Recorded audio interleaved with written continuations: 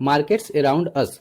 यानी कि इस अध्याय में हम लोग बाजार के अलग अलग प्रकार को पढ़ने वाले हैं और फिर देखेंगे उस बाजार में कौन कौन से लोग जो है इन्वॉल्व होते हैं, उत्पादक और उपभोक्ता के बीच कौन कौन से लोग आते हैं, किनको अधिक लाभ होता है और किनको अधिक लाभ नहीं होता है। ओके, आइए देखते हैं। सबसे पहला है साप्ताहिक बाजार यानी कि वीकली मार्केट। अगर हम लोग बात करते हैं वीकली मार्केट की तो आप सभी इससे परिचित हैं। यह बाजार जो है सप्ताह के किसी एक निश्चित दिन को देश के किसी न किसी पार्टिकुलर जगह पे लगता है। जैसे मैं अभी जहां रहता हूं यहाँ संडे को यह बाजार लगता है जिसे हम लोग संडे मार्केट कहते हैं। मेरे बगल वाले मोहल्ले में सैटरडे को लगता है, वहां सैटरडे मार्केट कहते हैं। ऐसे ही सप्ताह के एक एक दिन को यह बाजार हर अलग अलग जगह पे लगता है और लोग यहाँ से अपनी रोजमर्रा के चीजों को खरीदते हैं। अब इसका फायदा क्या है? साप्ताहिक बाजार के अगर फायदे को देखें, प्रॉफिट को देखें तो यहाँ पर चीजें सस्ते दामों में मिल जाता है।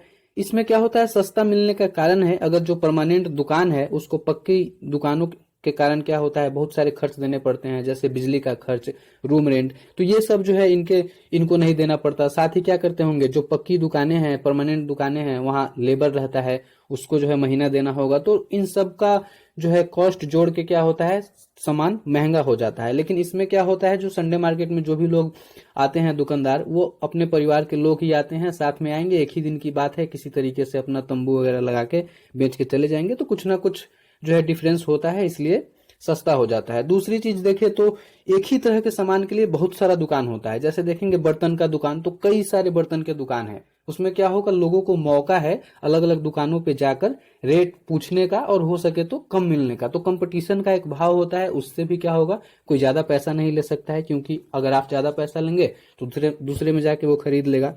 इसके बाद बताया जा रहा है कि साप्ताहिक बाजार में सभी सामान एक जगह मिल जाता है, यानी कि बर्तन का भी दुकान है, खाने की भी चीजें लगी हैं, कपड़े भी मिल रहे हैं, हर चीज है। तो जो आसपास के लोग होंगे इंतजार करेंगे कि सप्ताह में एक दिन बाजार लगेगी और उस दिन जाके हर चीज हम उस बाजार से खरीद लेंगे। तो ये फायदा होता है साप्ताहिक बाजार का।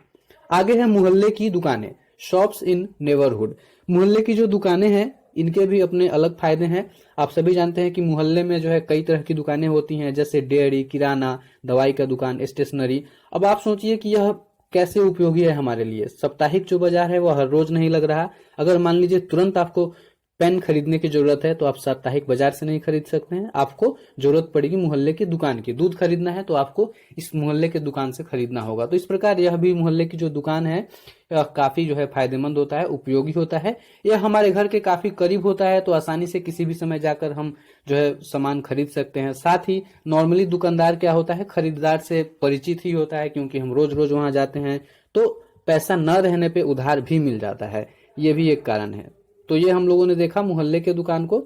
अब समझते हैं शॉपिंग कॉम्प्लेक्स और मॉल के विषय में। ठीक है, बताया जा रहा है कि ऐसा बाजार जहां पे एक साथ कई सारी दुकानें हो, उसे हम लोग शॉपिंग कॉम्प्लेक्स के नाम से जानते हैं। जैसे अगर आप दिल्ली रहते हैं, सीपी जाएंगे तो वहां देखेंगे वो क्या है, शॉपिंग कॉम्प्लेक्स है। एक साथ एक ही बिल्डिंग है बड़ा सा, उसमें बहुत सारा दुकान है, तो उसे हम लोग शॉपिंग कॉम्प्लेक्स कहते हैं। फिर बताया जा रहा है मॉल के विषय में। आपने मॉल देखा होगा, शहरी इलाकों में क्या होता है कि एक बड़ा सा बिल्डिंग है, उसमें अलग अलग जो है फ्लोर पे अलग अलग चीजें मिल रही हैं, वस्तुएं मिल रही हैं। जैसे हो सकता है कि एक फ्लोर बना हुआ है जिसपे सिर्फ स्त्रियों के लिए कुछ कपड़े मिल रहे हैं, एक फ्लोर है जो सिर्फ बच्चों के लिए है, एक फ्लोर है जो मेंस के लिए है। इस तरह से जो होता है उसे हम लोग मॉल के नाम से जानते हैं। आप सभी इससे परिचित हैं।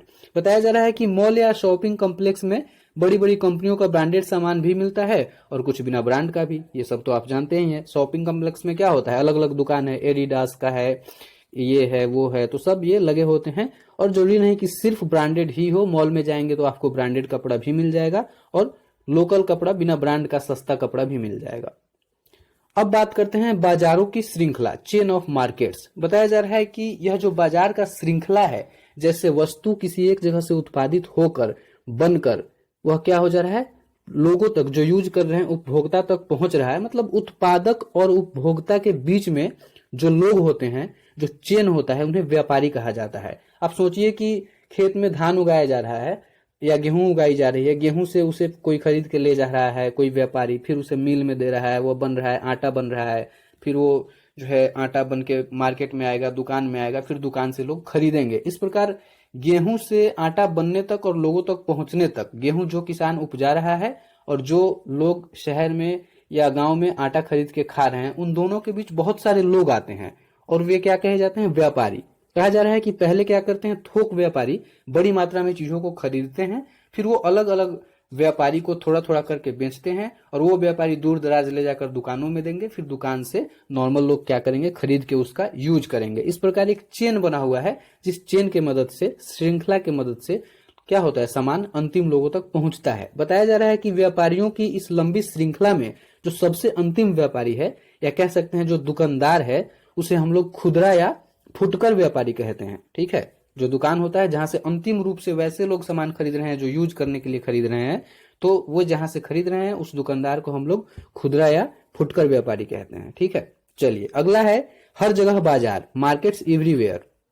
अब देखिए, ये एक नया कॉन्सेप्ट आ गया है कि जरूरी नहीं आप सामान खरीदने के लिए संडे मार्केट का इंतजार करें, या घर से उतर के अपने मोहल्ले के दुकान में जाए, या फिर क्या करे, मतलब किसी भी अन्य सोर्स पर निर्भर रहे। अब आपके मोबाइल में, आपके इंटरनेट पर बाजार हो गया है। आप दुकानदार को फोन कर देंगे, सामान का लिस्ट दे देंगे, वो आपके घर तक डिलीवरी कर देगा। ठीक है, पैसा भी घर आके ले जाएगा। वैसे ही इंटरनेट पर भी है, आप जो है सामान ऑर्डर कर देते हैं, आपके घर पर आ जाता है। तो ये क्या है? हर जगह बाजार का कॉन्सेप्ट आ गया कि कहीं भी रहे, कहीं से कुछ भी खरीद लिए। आजकल तो ये बहुत ही फेमस है, चलता ही है। एक अलग प्रकार के बाजार के बारे में भी बताया जा रहा है। कुछ चीजें ऐसी होती हैं जिसे हम खरीद तो लेते हैं, यूज भी करते हैं, लेकिन हमें जानकारी नहीं होता कि वो बना कैसे, किस किस जगह से। जैसे कार के विषय में बात करें, लोग जब कार खरीदने जाते हैं तो सिर्फ कार दिखता है, लेकिन क्या आप जानते हैं कि कार का अलग अलग जो पार्ट्स है, जैसे इंजन, गियर्स, टंकी, पहिया, ये सब अलग अलग जगह से बन के एक जगह आता है, फिर सम्मिलित रूप से कार बनाया जाता है। ठीक है, लेकिन हम लोग क्या करते हैं? शोरूम में जाते हैं, सिर्फ कार देखते हैं, तो समझ नहीं पाते हैं कि यह मार्केट कैसे काम कर रहा है। तो इसे यह भी एक समझने की चीज थी। चलिए अब अपना अंतिम टॉपिक आता है, जो कि पॉलिटी से कोरिलेट करता है। इतना पढ़ने के बाद बाजार और समानता, मतलब कि मार्केट्स एंड इक्वालिटी, बाजार में क्या समानता है, लोग कैसे ऊंचे नीचे का फर्क करते हैं। तो बताया जा रहा है कि इन विभिन्न बाजारों के दुकानदारों में बड़ा अंतर होता है। जैसे क्या है? कोई बहुत बड़ा व्यापारी है, वह बहुत बड़े स्तर पे पूंजी फंसाएगा, बिजनेस करेगा और बड़ा बड़ा लाभ कमाएगा। छोटा व्यापारी क्या करेगा? उसके पास उतना पूंजी है नहीं, वह बहुत ही कम पूंजी में काम करेगा, तो उसे लाभ बहुत ज्यादा नहीं होगा।